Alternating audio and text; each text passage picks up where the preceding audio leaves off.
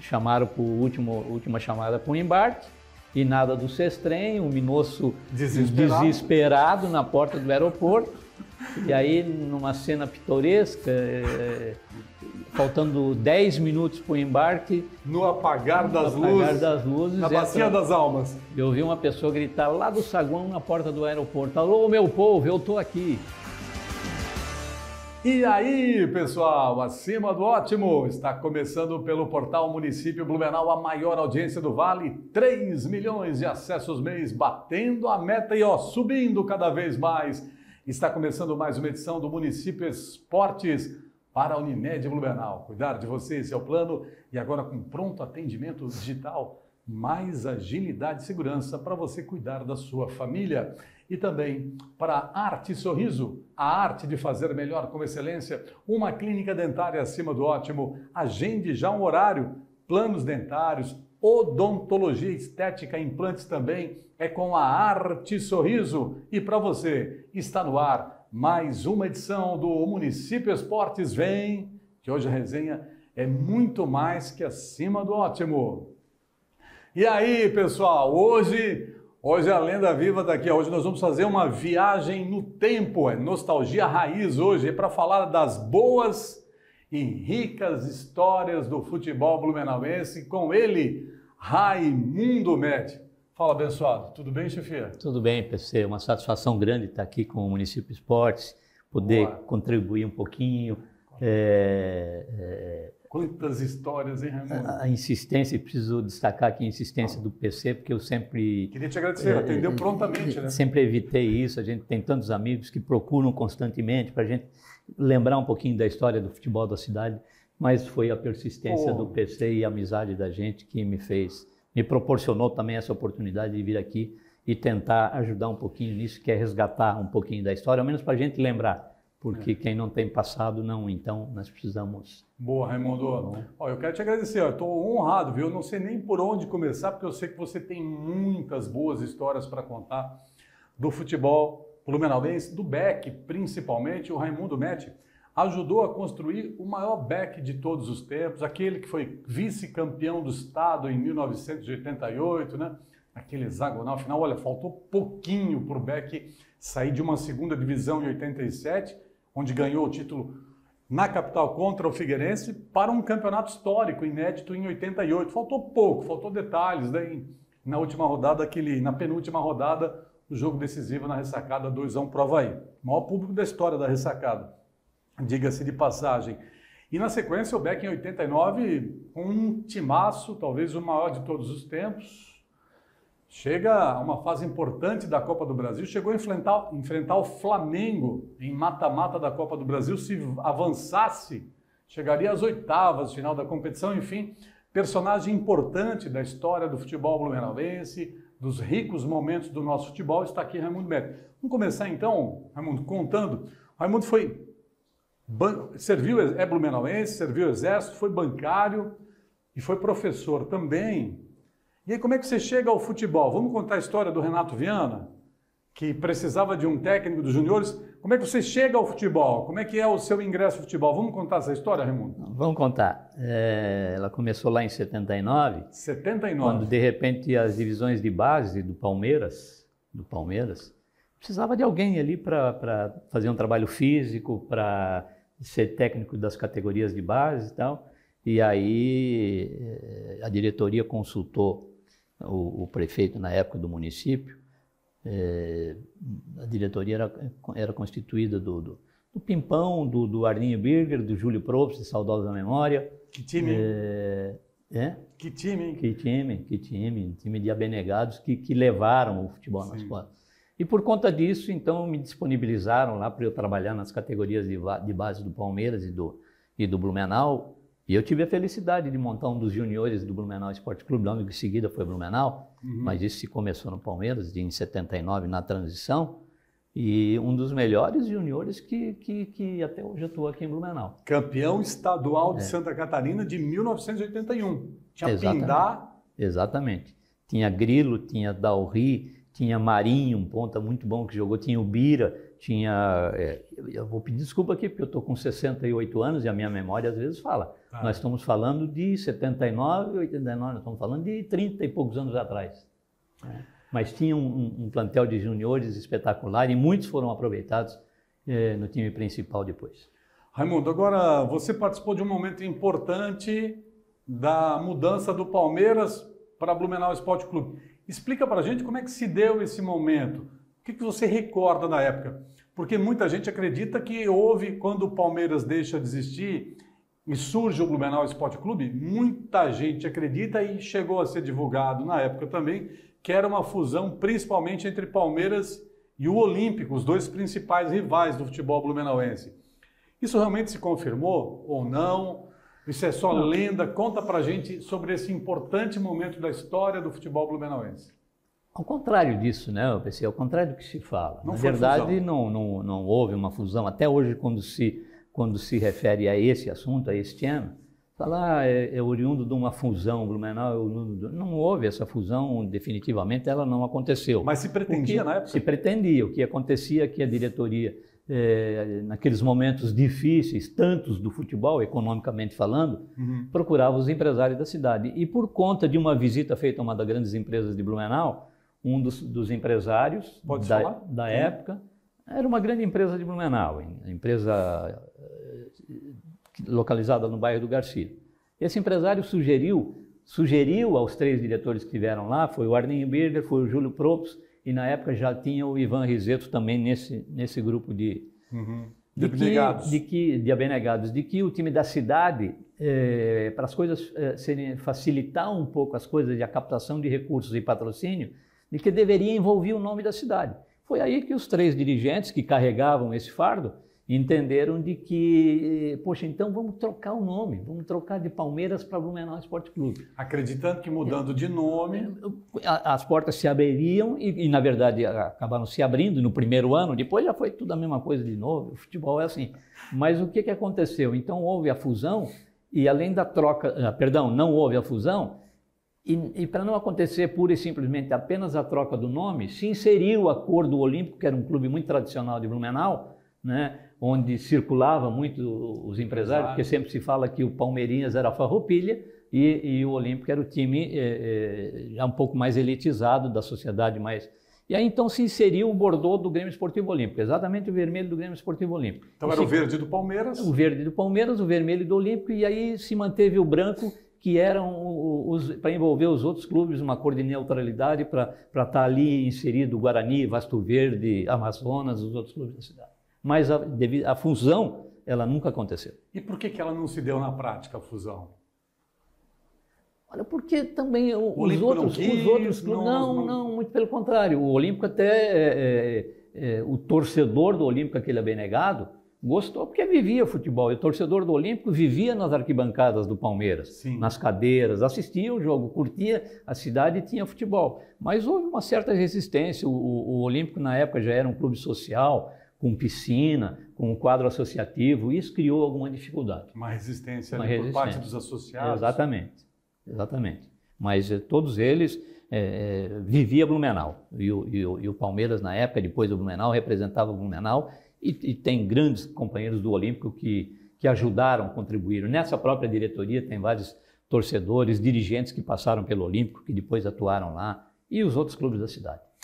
Muito bem, vamos adiante. Raimundo Metti contando as boas e ricas histórias de momentos importantes do futebol blumenauense.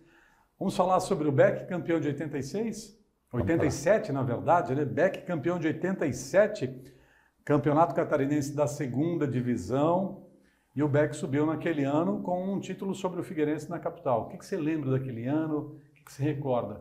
Tínhamos o Chicão, o artilheiro de Deus. Tínhamos o Chicão. Que era lateral esquerdo, posição de origem, né? Mas já estava jogando, já tinha sido deslocado para onde ele se revelou. Você lembra quem que colocou ele como centroavante? Quem que lançou ele? Não lembra? Não recordo, porque foi num período que rapidamente eu estive fora daqui. Eu tive uma passagem pelo Criciúma e nesse momento o treinador aqui acabou colocando. Depois, quando eu retornei para cá em 85, em 86, que montamos aquele grupo, aí ele já estava de centroavante e bem melhor que o zagueiro. Porque de zagueiro ele só fazia gol de cabeça, depois ele fez. Mas então assim, foram 2 jogos com o Figueirense veio em Blumenau e empatou de 1-1 aqui. E isso praticamente garantia o Figueirense, assim, colocou uma mão na taça, a vantagem, uma mão na taça, né? Mas o resultado de 0-0 acabou contemplando e me parece que subiram os 2, né? Subiu o Figueirense e o Blumenau. E aí se montou aquele grande clube. Eu lembro que a imprensa, os órgãos, os grandes veículos de comunicação de Blumenau, inclusive do estado de Santa Catarina, consideraram o Blumenau Esporte Clube como a equipe revelação do estado naquele ano, porque subiu um ano antes e no outro ano já decidiu o título com o Avaí na ressacada. Decidiu o título com o Avaí na ressacada, né? Era um hexagonal final, não era uma decisão de 2 partidas. Naquele ano o regulamento previa isso, era um hexagonal final com 6 melhores times da fase classificatória que se enfrentavam em turno e retorno. Quem chegasse na frente era campeão. Isso, inclusive depois do jogo do Avaí ainda houve um jogo com o Marcílio Dias, mas não mudava mais o resultado, o cenário já estava decidido. O Avaí foi campeão com uma rodada de antecedência, né? Naquele jogo, um domingo à tarde lá no Aderbal Ramos da Silva de Florianópolis, com o maior público da história, mais de 25 mil pessoas, nós estávamos lá. Raimundo, como é que foi a montagem desse elenco, hein? Começava neste ano de 88, quando o Beck é vice-campeão do estado, começava a ser montado o maior Beck de todos os tempos, né? Como é que vocês conseguiram trazer aqueles nomes importantes, como César Paulista, por exemplo? Como é que foi a montagem desse time, Raimundo? Eu digo assim, pensei que aquele momento foi a página de ouro da história do futebol de Blumenau. Isso aí. Né? Porque lá efetivamente se envolveram as grandes empresas de Blumenau, capitaneada por 5, 6 empresários que integraram a diretoria do Blumenau Esporte Clube. Você lembra os nomes, não? Dos empresários? Lembro de saudosa memória o João Teles, que foi presidente. Que era da Fabril, né? O doutor Edson Pedro da Silva, o Pingo, comandando o futebol. No primeiro momento, no segundo momento, o Renato Werner da Autona. Renato Werner, Pingo, Teles, que time, hein? O Beto Schirman, que fazia um trabalho administrativo espetacular, reformou o Aderbal, foi em busca da possibilidade de jogar no SESI, se abriu muitas portas. E o Blumenau realmente tinha, com aquele grupo, tinha uma grande estrutura, tinha um grande planejamento, e eu não tenho dúvida em afirmar de que hoje seria um dos grandes clubes do Brasil. E infelizmente logo depois surgiu o plano Zélia Cardoso. Já vamos falar sobre isso. E aí bateu água no chope. Dali para frente as coisas, né? O planejamento estava feito, os recursos estavam guardados, a cada vez crescia mais. Nós tínhamos tranquilidade para viajar, porque hoje o grande problema do futebol, hoje, como já era na época e continua, a gente vê isso, as dificuldades de viajar, de pagar folha, de alimentar, de material esportivo. Né? Da operação. Então, naquela ocasião, o nó da gravata era um pouco mais frouxo, né? Se conseguia, e se fez uma grande estrutura efetivamente, para fazer realmente frente e ser campeão. Existia um planejamento para ser campeão 2, 3 anos depois, mas no primeiro ano já subiu e no segundo ano já foi beliscar. Agora a possibilidade e a facilidade de fazer grandes plantéis. A gente começou com isso, trazendo o Zé Carlos, Zé Carlos, treinador. Que tinha jogado aqui, tinha passado por aqui, e o Zé Carlos, treinador, que, né, na minha opinião, foi um dos maiores meias do futebol brasileiro, foi campeão da Libertadores, campeão com o Cruzeiro, por onde passou, no Guarani de Campinas, e veio para cá, já no segundo momento, que ele já estava treinando um time em São Paulo, e veio para cá como treinador, e nós montamos um grande plantel. E quem que bateu o martelo? Olha, o técnico vai ser o Zé Carlos. O martelo se bateu assim, nós fizemos um amistoso em 81 com o Guarani de Campinas, no Aderbal, empatamos de 1-1. O Guarani de Campinas, quando eu trouxe para cá, ele tinha acabado de ser campeão brasileiro. Aquele time de Careca, Zenon. E aí tinha Careca, tinha Zenon, tinha Jorge Mendonça, Lúcio, Hernani Banana, o goleiro, e o treinador era o Zé Carlos, tinha passado por lá recentemente. Eu tinha amizade com o supervisor do Guarani de Campinas, o Guarani de Campinas era amigo do Zé Carlos e falou, tem um cara espetacular que passou por aqui, como jogador e que agora parou de jogar, é um ser humano extraordinário, conhecedor do futebol. Eu disse, mas quem é o cara? É o Zé Carlos, vou te dar um número aqui, mora em Belo Horizonte, tal. E eu fiz contato e ofereci para a diretoria, e aí veio o saudoso Zé Carlos Bernardes. Isso. Contratado para treinar o Beck de 80 e... De 80 já na ressacada, me parece que era o Vail, em seguida já foi o Zé Carlos, que nós fomos contra o Flamengo, fomos contra o Operário e depois contra o Flamengo. Isso, então o Beck de 87, campeão catarinense da... Segunda divisão? Isso. Decidiu com o Avaí em 88. Isso. Em 88 o técnico é Vail Mota. 88 era o Vail Mota. Tá. E na sequência, no ano seguinte, vem Zé Carlos. Na sequência já veio o Zé Carlos. Tá. Para esse ano, quando vocês contratam o Zé Carlos, qual que era o planejamento? O que vocês pretendiam? Olha, se a gente foi vice-campeão em 88, era o ano... Já era para beliscar. Já era para fazer um plantel para ser campeão. E estava preparado para isso. Fez um grande campeonato. Mas infelizmente não foi campeão. Mas conquistou a vaga na Copa do Brasil, que projetou o Blumenau, acho que um dos melhores momentos do Blumenau. Pela infelicidade nossa. Pelo prazer nosso flamenguista, na segunda fase a gente já pegou o Flamengo. Já caiu logo de cara com o Flamengo. Que era uma máquina e tal, aí perdemos no SESI 3-1 e perdemos no Maracanã de 3-1, mas empatamos com o Operário do Mato Grosso do Sul aqui de 1-1 e ganhamos no Pedro Pedrocian de 1-0 com o gol de Mirandinha. Gol de Mirandinha. E nesse jogo aí tem uma história interessante, curiosa, né? Porque o Beck chega no Mato Grosso para jogar contra o Operário, já tinha até faixa lá, né? Tinha faixa lá. Tinha uma faixa que a cidade, o Operário já estava convidando o torcedor para o jogo contra o Flamengo. E já se consideravam classificados, é isso? O Operário já considera, lógico, ele saiu daqui com um resultado importante, 1-1 aqui, e lá tinha já essa expectativa tal de que eles pegariam o vencedor do jogo Flamengo e eles apostavam no Flamengo, né? Apostavam que teriam o Flamengo no jogo seguinte. Mas lá houve Mas isso motivou o grupo quando vocês viram aquela faixa? Houve uma reação imediata? É usado, né? Aí entra o psicológico, entra o emocional, aí o treinador faz isso, o Zé Carlos fazia isso com habilidade, chamou o plantel, a hora que nós chegamos no estádio, dá uma olhada na faixa lá, o que está escrito lá. Vamos ver se vocês têm vergonha e têm brio e têm hombridade para mudar aquele cenário lá. Isso machuca, isso motiva, né? O time entrou com a faca no... O Zé Carlos tinha essa felicidade que às vezes eu vejo no nosso futebol hoje em dia, no meu time que eu torço, no teu também, no Flamengo, gerenciamento de grupo. Você tem o grupo na mão, você supera, isso falta muito. Falta muito. Nesse time de 89, que elimina o Operário lá dentro e enfrenta o Flamengo, quem eram os principais nomes, além de César Paulista, além do técnico Zé Carlos? Quem mais nós trouxemos para esse ano?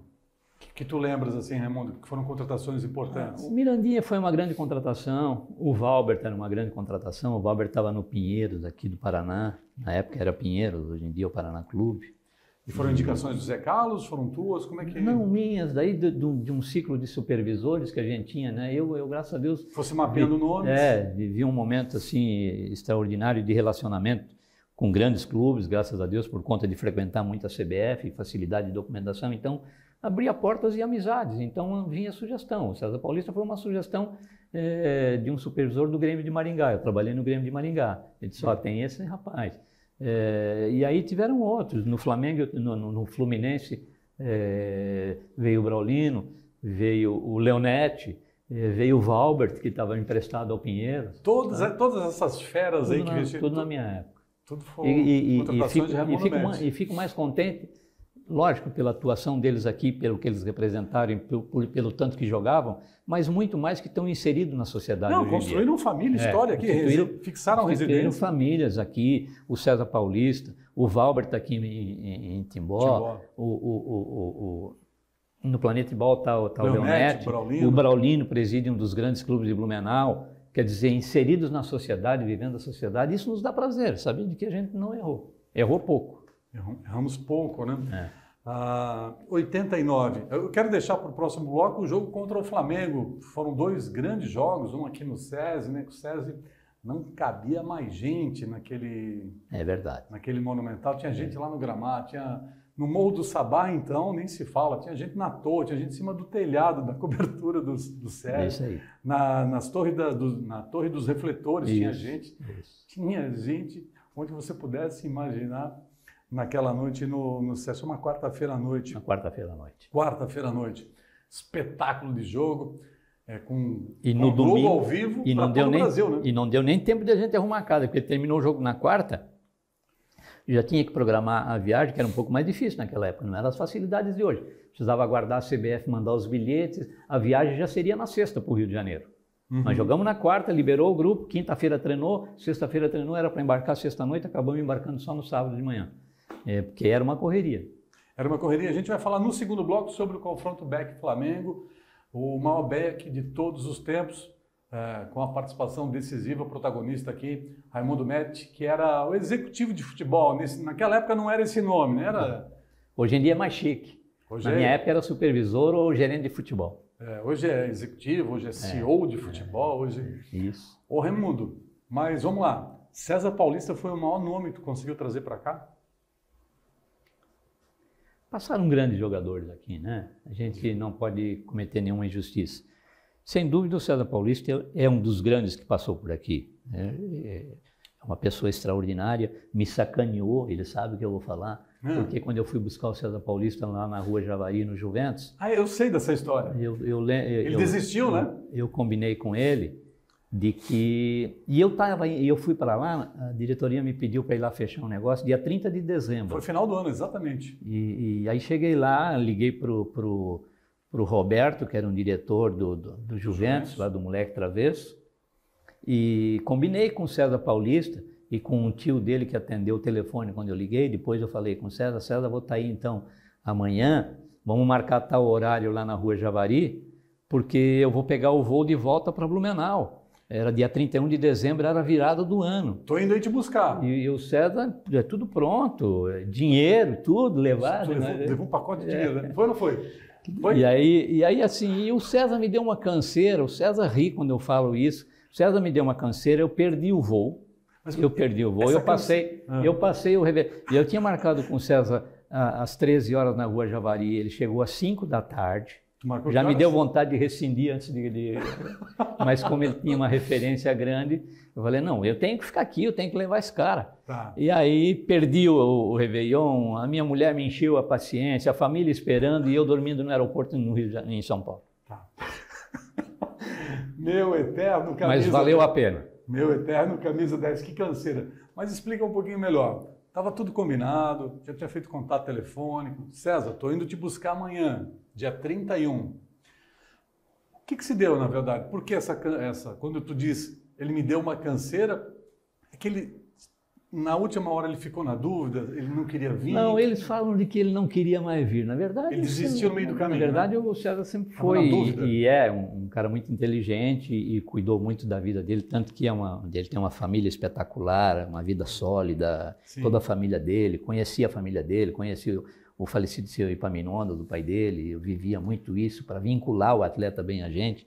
Mas ele, logicamente, quando recebeu o convite de Blumenau, poxa, Blumenau... Ficou na dúvida, eu vou primeiro saber quem é esse Blumenau. E com certeza ele também, não é que nem hoje em dia, que você vai no Google, você vê fácil. Né? Naquela época tinha que buscar algumas informações. E eu não tenho dúvida que ele também foi atrás das informações e felizmente soube de que aquele era um grande momento. Era a página de ouro do futebol de Blumenau. Aí ele aceitou o convite e me deu uma canseira ali, mas faria tudo de novo. E mudou a história da vida dele, né? Essa tua persistência, né? Não, vou levar ele, aguardou pacientemente, escutou bronca da patroa, tomou puxão de orelha. Como é que está o Réveillon aí no aeroporto? Tomou amarelo que é patroa. E a desconfiança, né? Mas será que ele está mesmo no aeroporto? É isso aí. Misericórdia. Tudo pelo futebol da cidade. Agora, essa tua persistência mudou também a história. Não, claro, foi uma grande contratação. Mudou a história do César Paulista.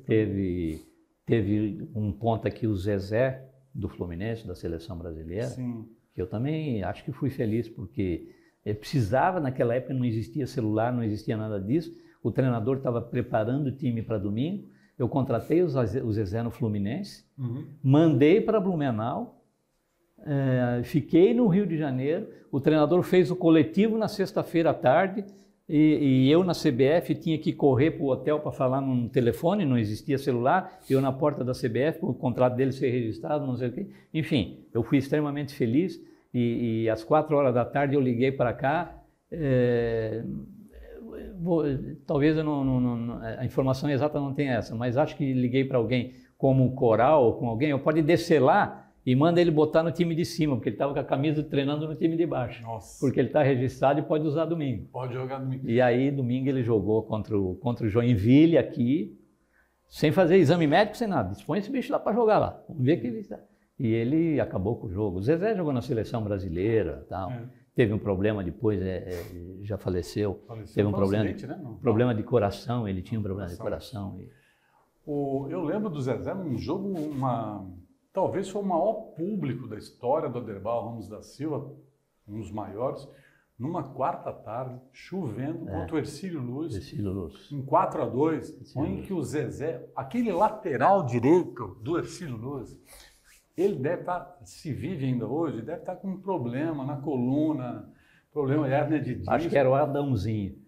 Porque o Zezé naquele dia, ele entortou, ele humilhou, ele massacrou o lateral. Naquela época, né, eu pensei, o futebol era um pouco diferente, jogava com ponta a ponta, né? O ponta ia no fundo e voltava, e overlap e coisa, e deixava o lateral louco, né?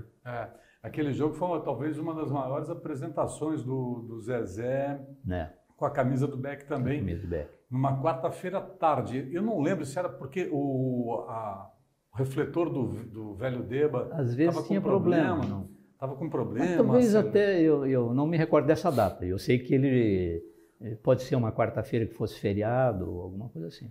Mas chegou a ser jogar no Aderbal. Eu fui assistir muitos jogos na Rua Javari de tarde, lá em São Paulo, para escolher jogador. Não tinha refletor. Não vai me dizer que tu também estava naquele que o Pelé fez o maior gol da vida. Não, aquele não. Eu sou um pouco mais novo. Porque lá o público oficial é de o gol da história dele, que ele driblou o time todo. A história do maior gol do Pelé na vida foi contra o Juventus. Que não tem registro, né? De TV.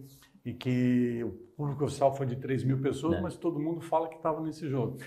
Raimundo Metti é o nosso convidado de hoje aqui no Município Esportes para Unimed Blumenau. Cuidar de você, esse é o plano. E agora com pronto atendimento digital, mais agilidade e segurança para você cuidar da sua família. O atendimento é 24 horas, viu, Pingo? Raimundo Metti está falando de ti aqui, viu? Falando bem, claro, da gestão de Pingo também, à frente do Blumenau Esporte Clube. Programa de hoje também para Arte e Sorriso, a arte de fazer melhor com excelência. Uma clínica dentária acima do ótimo, com implantes dentários, odontologia estética, tratamento humanizado, os melhores profissionais, uma clínica moderna, na rua 7 de setembro, edifício Dona Guiomar, segundo andar, de frente para o Hotel Glória, do lado do Colégio Sagrada Família, edifício Dona Guiomar. Arte e Sorriso, a arte de fazer melhor com excelência. Agende um horário, 99851-5870. Intervalo, já vamos falar sobre Beck e Flamengo em um dos melhores momentos da história do nosso futebol, com o maior Beck de todos os tempos. Até já. Arte e Sorriso Clínica Dentária. A arte de fazer melhor, com excelência. Tratamento humanizado, laboratório próprio e com os melhores profissionais. Implantes dentários e odontologia estética. O sonho do sorriso perfeito, nós realizamos. Agende uma consulta. Nosso WhatsApp 99771-5870. Seu bem-estar é o nosso compromisso. Arte e Sorriso, em Blumenau, na rua 7 de setembro, 967, primeiro andar. E aí, pessoal, vamos em frente com o Município Esportes para a Unimed Blumenau. Cuidar de você, esse é o plano. Agora com um pronto atendimento digital, mais agilidade e segurança para você cuidar da sua família. E para a Arte e Sorriso, a arte de fazer melhor com excelência, uma clínica dentária acima do ótimo. Pessoal, o programa de hoje é resenha, mas é resenha muito mais que acima do ótimo, com Raimundo Metti, uma lenda do futebol blumenauense, com muitas ricas e boas histórias para contar, principalmente do melhor Beck de todos os tempos, que chegou a enfrentar o Flamengo em mata-mata da Copa do Brasil. E vamos contar também boas histórias, resenhas, coisas de bastidores, causos, contos, porque o Raimundo tem inúmeras histórias, né? Raimundo, antes do jogo contra o Flamengo, o Beck conseguiu uma classificação espetacular na Copa do Brasil, em Campo Grande, contra o Operário. Conta essa história para nós, que envolve Rodolfo Sestrem, uma lenda do jornalismo esportivo, do rádio esportivo de Santa Catarina, nosso saudoso Rodolfo Sestrem. Que fera, que lenda. E ele estava nessa viagem, ele foi junto, ele esteve com vocês na delegação. O Sestrem todo mundo conhece, né? Quem viveu, quem conviveu com ele, quem viu a história do futebol, né? Como ele narrava futebol, como ele fazia as chamadas do Aderbal, que hoje em dia você escuta em qualquer lugar, as chamadas do Sestrem, alô meu povo, essas coisas. Então, aqui Sestrem, você corre comigo isso, atrás da branca oficial. O tempo e a hora, e o tempo e o placar. E ele sempre viajava, ele tinha uma amizade com ele muito grande. E o Sestrem era uma pessoa maravilhosa, uma pessoa de um coração enorme e um narrador respeitadíssimo, né, em Santa Catarina e por onde que passou. E ele transmitia, ele foi até na nomeação do Papa, ele teve, então ele cobria esses eventos, Copa do Mundo, 3 Copas do Mundo. Na beatificação da Madre Paulina. Isso. Então, assim, tem algumas histórias que eu não posso ficar tão à vontade para contar, mas o PC me indica aqui e pediu que eu resgatasse algumas histórias. Então, essa história é a história raiz. Assim, para a gente rir um pouco, para quebrar um pouco, tinha a do Sestrem, tinha a do Pingo. Posso contar a do Pingo? Quer contar a primeira do Pingo, então? A primeira do Pingo. A do Pingo nós jogamos, mas nós estávamos falando do Operário e vamos voltar, então, falar pelo Sestrem para ter uma ordem cronológica. Joia. No jogo em Campo Grande, contra o Operário. Nós vencemos por 1-0 com o gol do Mirandinha já aos 30 e poucos minutos do segundo tempo e nos garantiu o direito de pegar o vencedor de Flamengo e um adversário que eu não lembro e acabamos pegando o Flamengo. Nós retornamos para o hotel já meia-noite, eu liberei o plantel, os jogadores. Eu tinha muita responsabilidade com relação a isso, já sabendo quem era o nosso adversário, mas liberei o grupo. Eu disse, olha, vocês podem ir na noite, vão fazer um lanche, carrinho de lanche, aquelas coisas, conhecer um pouquinho da cidade. Cerveja liberada. Cerveja liberada, porque afinal de contas é um ser humano que está ali, que também tem que ter esse entendimento. Logicamente com o entendimento do treinador na época, que era o Zé Carlos. E uma decisão natural, aceitável, razoável, principalmente depois de uma classificação garantida. Isso, para todo mundo, né, comemorar um pouco. Uma premiação, digamos assim. E o Sestrem estava conosco, né, no mesmo voo, no mesmo avião, na ida daqui para lá, e o retorno também, juntamente com um grande amigo nosso, o Vilmar Minosso, o Galo, que sabe muito dessa história também. E a gente tinha uma certa preocupação, porque eu também tomo cerveja, também gosto de sair de noite e tomar cerveja, de uma forma muito respeitosa. Qual que era a preocupação? A preocupação é que todo mundo retornasse. Eu estabelecia um horário. Eu estabelecia um horário com o plantel, a quem estava sob o meu comando. Não estava o Sestrem, não estava o Minosso, mas quem estava ali na delegação, eu estabeleci de que o ônibus que ia nos conduzir para o aeroporto sairia do hotel às 7 horas da manhã e mandei que os jogadores, às 3 horas da manhã, todos eles já estivessem de volta no hotel para descansar até às 7 horas. Toque de recolher 3 da manhã. 3 da manhã. E não cuidei do Sestrem, não me cabia, né? O Minosso um pouquinho mais cuidadoso, mas o Sestrem foi tomar cerveja, tomou cerveja a noite toda. E quando deu 7h30 da manhã, o Minosso me informou, o Super, ele me chamava de supervisor. O Sestrem não veio, disse, isso é um problema teu, o meu está aqui, o meu grupo está aqui, eu vou embarcar. Isso já no aeroporto? Não, no hotel? Saindo do hotel para o aeroporto. Saindo do hotel. E o Sestrem não veio. Sestrem desaparecido naquele momento. Eu fui com a delegação com o ônibus para o aeroporto, fiz todo o procedimento e uma cena de filme mesmo, porque deu 9 horas da manhã, chamaram para última chamada para o embarque, e nada do Sestrem, o Minosso desesperado na porta do aeroporto. E aí, numa cena pitoresca, faltando 10 minutos para o embarque... No apagar das luzes, na bacia das almas. Eu ouvi uma pessoa gritar lá do saguão na porta do aeroporto, alô, meu povo, eu estou aqui. E era o Rodolfo Sestrem chegando naquele momento de uma noite que ele foi comemorar também com a gente. Merecido, grande respeito e de saudosa memória. Saudosa memória. Fomos para o Maracanã.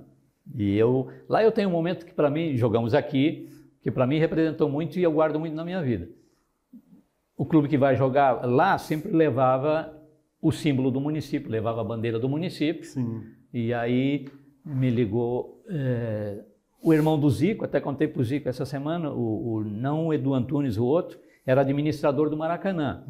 E falou, olha, o senhor faz favor de trazer a bandeira de Blumenau, aí eu pego de manhã lá no hotel com o senhor, tal, porque quando à tarde no estádio, vamos tá. E esse me marcou um pouco, porque eu levei a bandeira, entreguei, ele nem precisou vir no hotel, levei, entreguei para ele.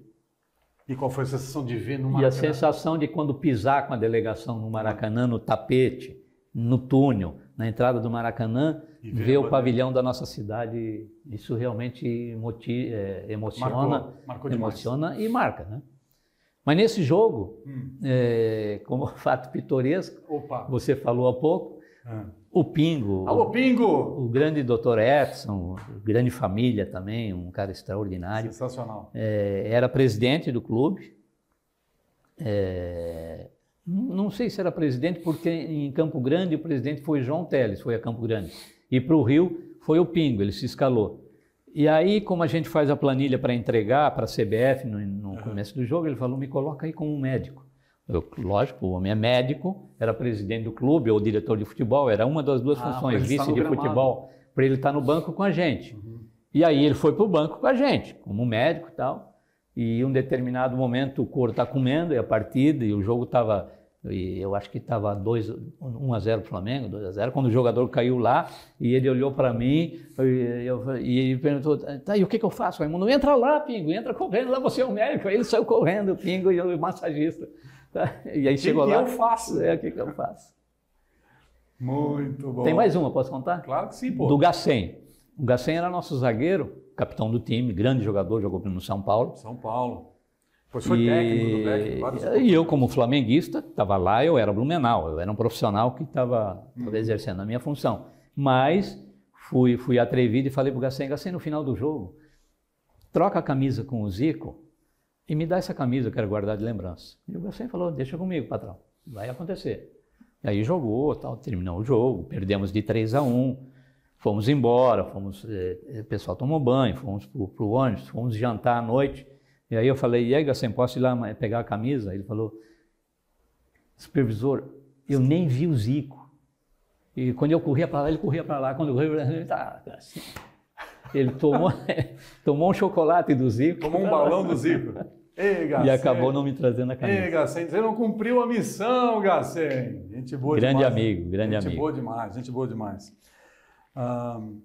Antes de a gente falar especificamente do jogo, foi 3-1, para quem não lembra, a garotada de hoje, 3-1 para o Flamengo aqui e 3-1, o placar se repetiu lá. Uma noite infeliz para o Zé Antônio. É isso que eu queria comentar, porque o Zé Antônio, lateral esquerdo, aliás, Zé Antônio, César Paulista e Valber, a melhor ala esquerda, o melhor setor esquerdo da história do Beck, né? Os três ali triangulavam de uma maneira, o Beck jogava muito por esse setor do campo.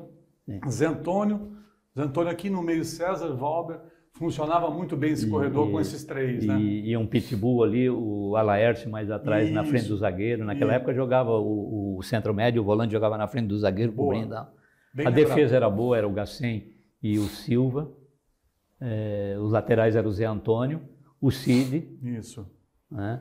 Então era um time. O Leandro estava numa grande fase, que foi o goleiro. Goleiro, isso. Time de respeito, sim, o maior Beck de todos os tempos. O Zé Antônio era para ter ido do Flamengo. Então, conta aí para nós, essa história do Zé Antônio, porque o Zé Antônio estava voando, era um lateral esquerdo que cruzava bem, tinha velocidade, tinha força, marcava bem, batia bem em gol, finalizava, cruzava bem, era um lateral completo. E aí, antes do jogo com o Flamengo, o que você disse para o dirigente do Flamengo? Eu tinha muita amizade com o Zé Dias. O Zé Dias era supervisor do Flamengo. Foi supervisor da seleção brasileira. O César Paulista jogou na seleção de novos com ele. E eu falei, o Zé Dias, pede para o professor, eu acho que era o Luxemburgo, o Luxa dar uma olhada no Zé Antônio. Esse rapaz, a gente podia fazer um negócio. E a gente vivia atrás de recursos, porque uma venda dessa, um empréstimo desse, significava uma garantia de folha de pagamento dessas coisas. Seja, e o Zé Antônio estava numa fase excelente. Né? Era um ativo do Beck ali que poderia gerar dinheiro. Podia gerar dinheiro. E ele foi infeliz, porque o Zé Dias comentou com o treinador e eles entraram no jogo para observar o Zé Antônio. E no primeiro cruzamento que houve de perigo na área, diz o Zé Antônio até hoje para nós que ele foi confundido com os refletores, naquela época a bola era toda branca. Ele foi dominar a bola sozinho. E a bola bateu no gogó em vez de bater no peito e sobrou pro... Foi uma bola alçada na área, 27 do segundo tempo, até 27 do primeiro tempo, estava 0-0, ali o Beck estava bem no jogo. E aí no final do jogo, o treinador me perguntou, eu fui jantar com eles, o treinador falou, ô supervisor, aquele jogador que o senhor pediu para olhar é aquele que matou a bola aqui no gogó e nós fizemos o gol. Eu falei, não, deixa quieto, deixa assim. Deixa quieto. Pois é, estava 0-0, contextualizando, 27 do primeiro tempo, 0-0, 25, 27. E o Beck estava bem no jogo. O jogo estava bem. Estava equilibrado, não tinha tomado sustos ainda, né? E aí uma bola alçada na área, o Zé Antônio vai dominar aqui na caixa, né? A bola bate no gogó. No que bate no gogó, ela foge do controle dele e vai parar no pé do Alcindo, que faz 1-0. Alcindo fez 1-0. E o time sentiu o gol ali, né? Sentiu o gol. Ali já. Embora logo em seguida a gente empatou, né? Não, empatamos no segundo tempo com o gol do Valbert. E em seguida o Flamengo já fez 2-1 e fez 3-1. Foi, com o Zico em campo. Tinha o Zico em campo, tinha Bebeto em campo, tinha o Zico, tinha o Leandro, tinha o goleiro era o Cantarelli. Tinha o time estava completo aí. Show de bola. Que momento, né? Depois o Beck foi ao Maracanã e também 3-1, como nós já destacamos aqui. O Flamengo passou naquele ano, 89. E foi campeão, inclusive, o Flamengo naquele ano, não foi? Não, 89 foi o Grêmio. Da Copa do Brasil? O Flamengo foi o campeão. Eu acho que foi campeão da Copa do Brasil. O Flamengo foi a primeira vez Perdemos para o campeão, é isso aí. Perdemos para o campeão. Vamos lá, Raimundo, indo para a reta final do programa. Pô, a gente tinha várias empresas, né, que patrocinavam, era um rodízio das camisas. Sim. Nós tínhamos Altona, tínhamos Fabril. Podemos falar o nome das empresas? Podemos, claro. Vamos lá. Hering. Kremer, Hering, Artex, Altona, Sulfabril e Karsten. E era um rodízio, né? Rodízio. Como é que fazia, né? Fazia por jogo. Por jogo. Fazia por jogo, mas sorteava no começo para não ter interesse. Eu quero esse jogo. Né? Então sorteava no início do campeonato, sorteava as 6 primeiras e depois retorna para a outra de novo. Nesse jogo do Flamengo, quem tiver em casa uma foto, eu tenho. Aconteceu que o nosso massagista, o grande Juca, Chapolin Colorado. Tinha camisas com distintivo menor, outros com distintivos maiores? Tinha, porque a gente tinha 2 ou 3 jogos de camisa, né? Ele sempre levava junto. E tinha muitos... Camisas de jogos diferentes. De jogos diferentes, que o patrocinador era em cima e às vezes era embaixo. Isso. E naquele jogo no Rio de Janeiro, ele acabou misturando os dois, embora todas as duas eram tricolor, era branca, predominava o branco, por causa do Flamengo, mas a gente jogou com alguns, mas ninguém viu, eu vi muito depois e tem gente que nunca chegou a ver um ano depois. Olhando as fotos, eu vejo só no detalhe que você vê que... O tamanho do distintivo e a posição do patrocinador. Diferente. Eu já observei isso também. Bem explicado. Raimundo, agora vamos lá. Tínhamos várias empresas, tínhamos uma grande estrutura, foi montado o maior Beck de todos os tempos. E muita gente pergunta, poxa, mas foi vice-campeão de estado, disputou a Copa do Brasil, disputou a Série B do Campeonato Brasileiro, estava grande, estava gigante e de repente... Por que não teve continuidade? Vamos explicar. Fernando Collor vence a eleição de 89, a eleição contra o Lula, ele vence, ele escala a ministra Zélia Cardoso como ministro da Fazenda, e aí há o confisco da caderneta de poupança, das contas bancárias, o plano Zélia Cardoso de Mello, e aí, ou seja, contas bancárias todas travadas. Travadas. Ali e as empresas tomaram uma decisão. Foi isso? Explica melhor. As empresas até continuaram contribuindo mais um pouco, mas as empresas também ali houve um grande momento que foi a retração, foi a economia do país. A abertura ficou muito difícil. Ficou muito difícil, Mas o Beck, dos recursos que recebiam dessas grandes empresas, tipo assim, 40% se gastava no futebol, nas contratações, não sei o quê, e uns 60% ou 50%, todo mês era guardado. O Beck tinha um encaixe. Estava fazendo um planejamento e, sem dúvida, como já afirmei para você, seria hoje um dos grandes clubes do Brasil. Montou uma base, economicamente estava bem, a gente conseguia tocar com tranquilidade. o grupo, administrar sem nenhuma preocupação de jogador sem receber, ou de viagem, de hotel. Aí o dinheiro ficou retido nas instituições bancárias, na Zélia Cardoso. Você lembra quanto que o Beck tinha E aí era a devolução dos recursos, era por parcelas, não sei o que levava 2 ou 3 anos para devolver o recurso que alguém botou na poupança, o clube tinha dinheiro guardado. E infelizmente... Você lembra quanto não, que o Beck tinha guardado? Não lembro. Mas o suficiente para fazer uma grande estrutura, e mais um ano de dinheiro guardado ali ia significar uma independência guardada às proporções de um Flamengo hoje. Um clube seguro que não tem a preocupação... Com independência financeira. Com independência financeira. Mas o grande culpado realmente foi aquele momento da economia do país, a retenção dos recursos, quem tinha o dinheirinho guardado sofreu com isso, porque os bancos tinham prazo para devolver por parcelas pequenininhas. Então, e aí, as próprias empresas, os empresários também que estavam no grupo também tinham dificuldades na sua empresa, porque o Renato Werner era presidente da Autona. O Pingo não era presidente da Unimed, mas circulava de uma maneira muito grande nos empresários. O Beto Schirman era dono de uma grande empresa. Nós tínhamos, num segundo grupo de funcionários no clube, nós tínhamos 2 contadores que eram da Hering. E isso tudo eles falaram, vai ficar difícil. Então o pessoal também começou a sair fora. E aí chegou um momento difícil, porque o futebol, com dinheiro, você faz legal.